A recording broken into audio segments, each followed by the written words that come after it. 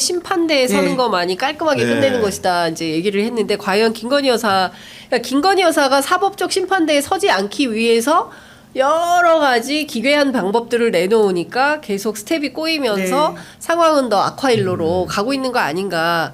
이럴 때는 또 명징하고 단순한 방법으로 가야 되거든요. 근데 그럴 생각과 뜻은 없어 보인다라는 게 이제 김은지 기자님의 분석 사실 같습니다. 뭐 김 여사의 뜻이 아니라 검찰이 행동해야 될 때라고 보거든요. 그러니까 당장 뭐 지금 뭐 명태균 씨 사건이랄지 김대남 녹취록 이런 걸 뭐 차치하고라도 도이치모터스 주가 조작 사건은 지금 나온 이야기들이 꽤 많지 않습니까? 네. 그럼에도 불구하고 검찰이 불기소할 수도 있다라는 기사가 나오고 있습니다.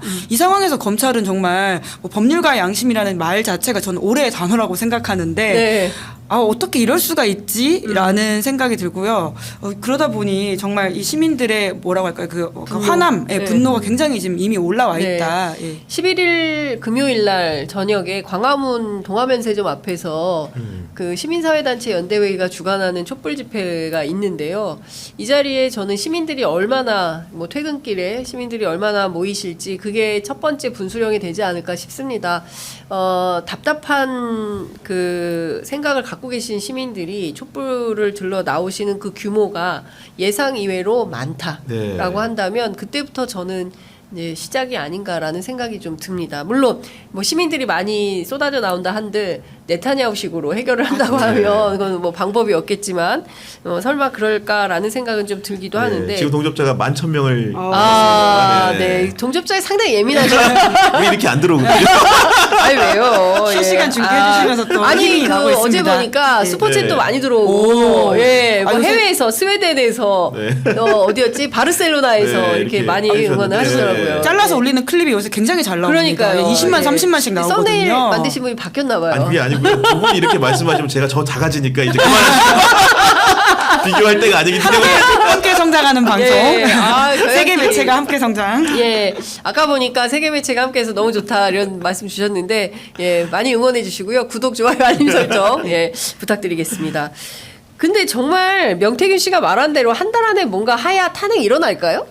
그러니까 결국 어떤 내용이 나오느냐의 문제일 텐데 결국 그 말은 이제 명태균 씨 말, 내 입을 다물게 하려면 어떤 걸 내놔라라는 뜻이지 않겠습니까? 이제 그렇기 때문에 지금의 수세적인 대통령실의 입장과도 연결해서 본다면 상황에 따라서 아주 우연히 뭔가 나올 수는 있어도 명태균 씨가 적극적으로 무언가를 할 것 같지는 않다라는 생각은 근데 듭니다. 저는 명태균 씨가 지금 보면은 창원시청 공무원들이 모인 상태에서 이제 물론 이제 강혜경 씨의 증언이긴 하지만 그런 녹취를 뭐 들려주기도 했다고 하는데 명태균 씨가 언제부터 어디까지 녹음을 했는가가 굉장히 사실 궁금해요. 왜냐면은 지금 이제 강혜경 씨와 주고받은 대화 메시지 양상을 보면은 대선 기간에 여론조사 관련된 내용을 보고하기 위해서 대통령을 만났다는 게 이제 그 명태균 씨의 주장인데 그렇다면 그 만난 자리 여러 사람 만난 자리일 수도 있고 어떻게 보면 가볍게 둘이 보는 자리일 수도 있을 것 같고 캠프 누군가가 만날 수 있는 자리일 것도 같은데 그런 내용들이 과연 녹음돼 있는지가 굉장히 시한폭탄 같은 느낌이다. 네. 왜냐면 기본적으로 강혜경 씨의 증언에 따르면은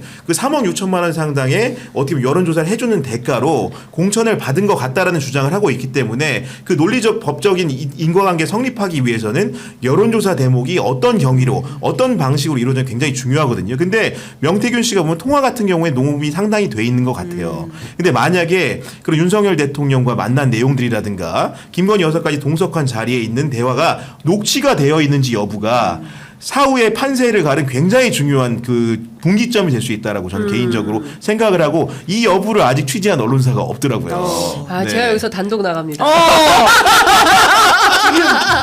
여러분 구독 누르셔야 됩니다. 네, 장윤선 기자가 짠거 아닙니다. 이거 발표하십니다. 아, 갑자기 딱 그 얘기하니까 네. 생각이 나는데 명태균 씨하고 제가 통화를 계속 하고 있잖아요. 근데 의미심장한 얘기를 저한테 하더라고요. 무슨 얘기를 했냐면 강혜경 씨는 그 녹취가 없을 거다. 오. 그 녹취는 나한테 있다. 예. 자기한테 녹취가 있다는 거네요. 그렇죠. 그러니까 무슨 그 얘기냐면 오빠 그 유명한 말에 예, 예. 그 정확한 워딩이 그렇죠. 틀렸다라는 거지. 근데 그게 명태균 없다는 씨는 뜻은 아니라고 아니네요. 하고 있죠. 예. 오빠는 아니다. 그 오빠는 예. 없다. 네. 그 네, 취지의 그런 내용, 없다. 예, 예. 하지만 다른 게 있다. 그렇죠. 예. 그러니까 아. 강혜경 씨가 주장하는 내용과 관련해서 녹취는 없을 것이다. 그거는 내가 뭐 관련된 거는 내가 있다. 이제 이런 얘기를 합니다. 근데 중요한 포인트는 저는 명태균 씨의 최근 태도를 보면 아니, 죄송합니다. 상당히 이제 격앙이 돼 있기도 어. 하고 언론에 이제 자기가 그 정치인들을 다루었던 것처럼 언론도 얼마든지 핸들링이 가능하다. 아니 오늘 한글날인데 얼마든지 이게 다루는 네. 게 예. 가능하다고 생각했던 것 같아요. 근데 그게 본인 스스로 생각처럼 잘 패가 풀리지가 않으니까 뭐 화도 내고 막 이렇게 싸우기도 하고 막 이런 상황태까지 간 것 같고 어느 선까지 신뢰할 수 있을지는 현재로서는 모르겠어요. 근데 본인이 얘기한 대로 별도의 폰을 통해서 별도 핸드폰을 통해서 휴대전화를 통해서 네. 따로 뭔가를 보관하고 있다고 네. 한다면 그걸 검찰이 찾아내서 수사하지 않는 한 확인하기는 굉장히 어려운 거 아닌가 이런 생각이 좀 개인적으로 들었습니다. 네. 그래서 어제 SBS와의 인터뷰에서 네. 명태균 씨가 자기 전화기 4대 포렌식으로 다 살려놨고 이걸 검찰이 가져갔다라는 취지 이야기를 하고 있지 않습니까? 검찰이 가져간 건 모두 6대라는 거잖아요. 태블릿 PC IT 포함해서. 포함해서. 네. 그러니까 그렇기 때문에 경우에 따라서는 무엇이 터질지 모른다라고 생각을 계속 하게 만드는 지점은 있는 것 그렇죠. 같습니다. 아니 근데 또 이런 부분은 헷갈려요. 어느 또 그 언론 인터뷰를 봤더니 검찰이 또 압수해가지 하는 핸드폰이 있는 것 같은 뉘앙스의 그런 예. 내용이 있어서 예. 그 명태균 씨도 이제 아까 말한 것처럼 정말로 이제 본인이 사야 되기 때문에 전략 전술을 다양하게 가동을 하고 있을 텐데 어디까지가 명태균 씨가 생각하는 부분인지를 가늠할 수 없기 때문에 그런 부분들이 약간 좀 헷갈리는 측면이 없는 것은 아니다. 그렇죠. 네. 맞습니다. 네. 왜냐하면 네.